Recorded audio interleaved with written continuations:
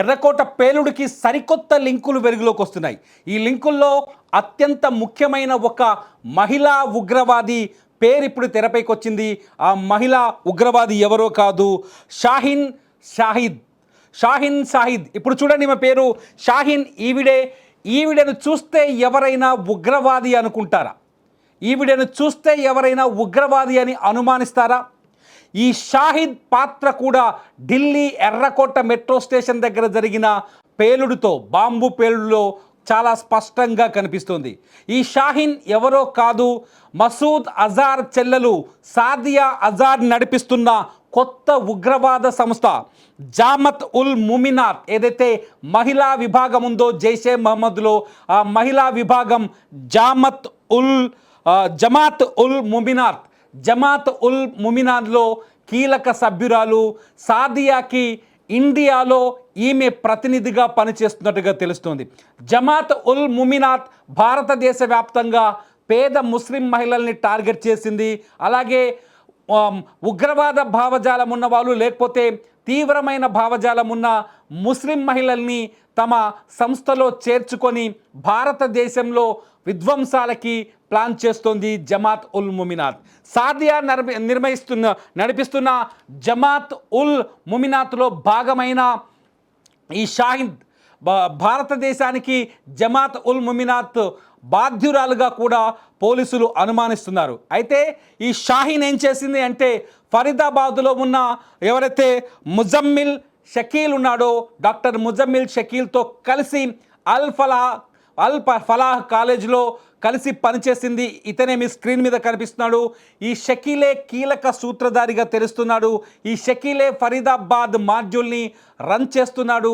ఈ షకీల్ ద్వారానే దేశవ్యాప్తంగా పేలుళ్ళకి జైషే మహమ్మద్ కుట్ర చేసినట్టుగా తెలుస్తుంది. అందుకనే ఇంటెలెక్చువల్ ఉగ్రవాదులను ఎంచుకుంది, ముఖ్యంగా డాక్టర్లను ఎంచుకుంది జైషే మహమ్మద్.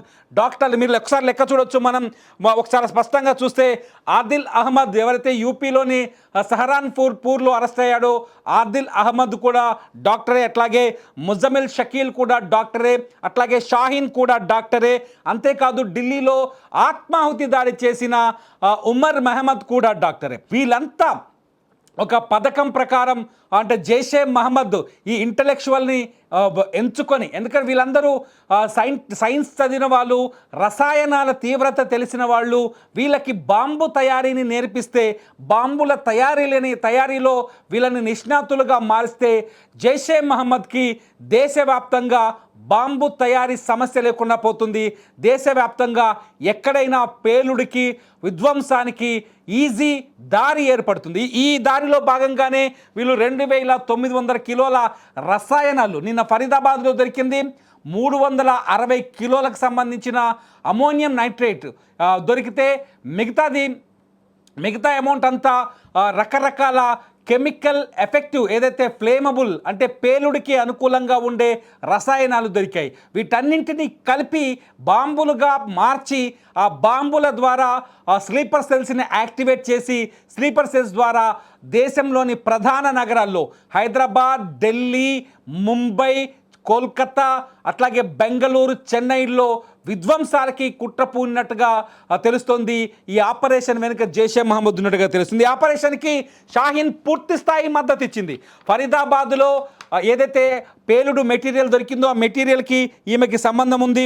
అట్లాగే ఫరీదాబాద్లో అరెస్ట్ అయిన షకీల్ కూడా ఈమె పేరు చెప్పాడు. షకీల్ ఈమె పేరు వాంగ్మూలంలో చెప్పడంతోనే ఉత్తరప్రదేశ్ రాజధాని లక్నోకి వచ్చి, లక్నోలో ఆమె నివాసం ఉంటున్న లాల్బాగ్లోని ఆమె ఇంటికి వెళ్ళారు పోలీసులు. ఇంటికి వెళ్ళి ఆమె మారుతి కారులో చెక్ చేస్తే ఒక రైఫిల్ కూడా దొరికింది. రైఫిల్ దొరకడంతో షాహీన్ పోలీసుల ముందు వాస్తవాన్ని అంగీకరించింది. ఏదైతే ఉమర్ మహమ్మద్ ఉన్నాడో, ఢిల్లీలో పేలుడు జరిపిన ఉమర్ మహమ్మద్, షాహీన్, అట్లాగే ముజమ్మిల్ షకీల్, అట్లాగే ఆదిల్ అహ్మద్, వీళ్ళంతా ఒకే ప్లాన్తో ఉన్నారు. వీళ్ళందరి లక్ష్యం ఒకటే.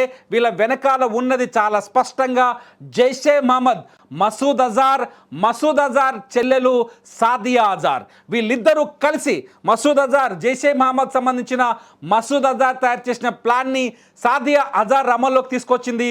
సాదియా అజార్ ద్వారా ఈమెకు షాహీన్కి ఈ ప్లాన్ వచ్చింది.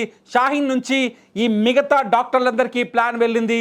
వీళ్ళందరూ కలిసి ఏకకాలంలో దేశంలో వరుస పేలుళ్ళకి ప్లాన్ చేయాలనుకున్నారు. అయితే జమ్మూ కాశ్మీర్ అనంతనాగ్లో వీళ్ళు చేసిన మిస్టేక్ ఏంటంటే, జమ్మూ కాశ్మీర్ అనంతనాగ్లో పోలీసులకు, భద్రతా బలగాలకు వ్యతిరేకంగా కొన్ని పోస్టర్లను అతికించారు జైషే మహమ్మద్ పేరుతో. ఆ పోస్టర్లు ఎవరు తయారు చేశారు, ఎవరు అతికించారు, లింక్స్ ఏంటని అక్కడి కశ్మీర్ పోలీసులు ఆరా తీస్తే దాని లింకు ఫరీదాబాద్లో తేలింది. ఫరీదాబాద్లో ఉన్న ఈ ఫలాహ్ యూనివర్సిటీకి లింక్ అని తేలింది. ఫలాహ్ యూనివర్సిటీకి వచ్చి ఆరా తీస్తే ఫస్ట్ ఆదిల్ అహ్మద్ దొరికాడు. ఉత్తరప్రదేశ్లోని సహరాన్పూర్లో ఆదిల్ అహ్మద్ని 4 తగిలిస్తే వీడు ముజమ్మల్ షకీల్ దొరికాడు. ముజమ్మల్ షకీల్ని పట్టుకుంటే ఆటోమేటిక్గా షాహీన్ దొరికింది. షాహీన్ దొరికిన తర్వాత ఢిల్లీలో నిన్న మధ్యాహ్నం నుంచే కొంత హడావిడి కనిపించింది. ఉమర్ మహమ్మద్ని పట్టుకునే ప్రయత్నం చేశారు పోలీసులు. ఈ విషయం ఎప్పుడైతే ముజమ్మల్ షకీల్ దొరికిపోయాడో, ముజమ్మల్ షకీల్ దొరికిన మరుక్షణమే ఉమర్ యాక్టివేట్ అయ్యాడు. ఉమర్ ఎట్టి పరిస్థితుల్లో తమని పోలీసులు పట్టుకుంటాడని నిర్ణయించుకున్న ఉమర్ ఎట్టి పరిస్థితుల్లోనూ ఏదో ఒక విధ్వంసం చేసి తీరాలని నిర్ణయించుకున్నాడు. ఉమర్ కూడా డాక్టరే కాబట్టి అతను తన కారులో ఏదైతే మనం ఇంతకుముందు చూసాం HR-26 CE 7674 అనే కారులో పేలుడు పదార్థాలన్నింటినీ నింపుకొని నేరుగా ఎర్రకోట పార్కింగ్కి వచ్చాడు. ఎర్రకోట పార్కింగ్లో మధ్యాహ్నం నుంచి ఉన్నాడు. సాయంకాలం 6:45 ప్రాంతంలో ఎర్రకోట మెట్రో స్టేషన్ గేట్ నెంబర్ 1 దగ్గర వచ్చేసి అక్కడ కొంత టైం స్పెండ్ చేశాడు. 6:52 పేలుడు జరిపి మొత్తం విధ్వంసానికి కారకుడయ్యాడు.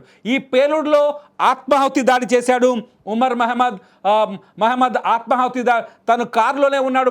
పేల్చుకున్నప్పుడు తను కారులో ఉండే ఈ పేలుడు జరిపాడు.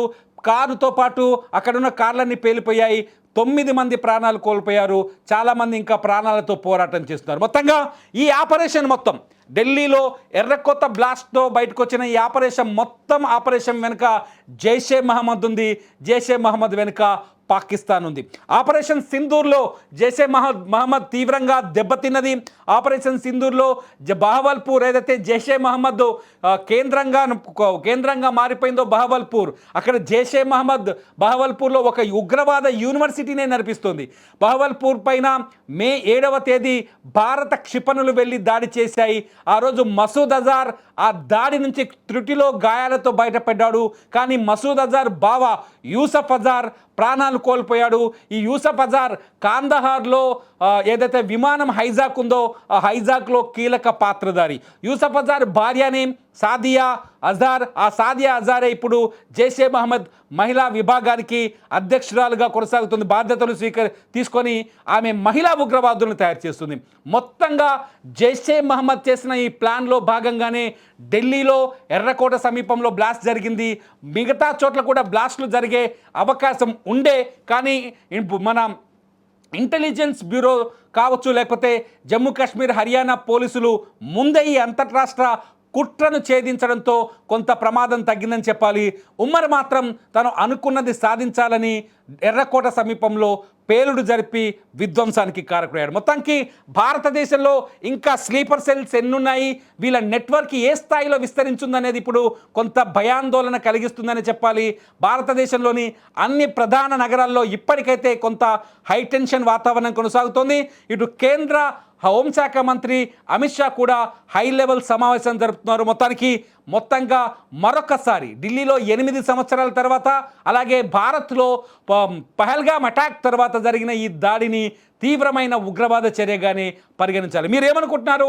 ఈ ఉగ్రవాదం నశించాలంటే ఏం చేయాలి? జైషే మహమ్మద్ లాంటి సంస్థల్ని మట్టి కరిపించాలంటే భారతదేశం ఎటువంటి అడుగులు వేయాలని మీరు భావిస్తున్నారు? మీ అభిప్రాయాల్ని ఈ వీడియో కింద కామెంట్ చేయండి. ఈ ఢిల్లీ బ్లాస్ట్ అప్డేట్స్ కోసం చూస్తూనే ఉండండి సుమన్ టీవీ.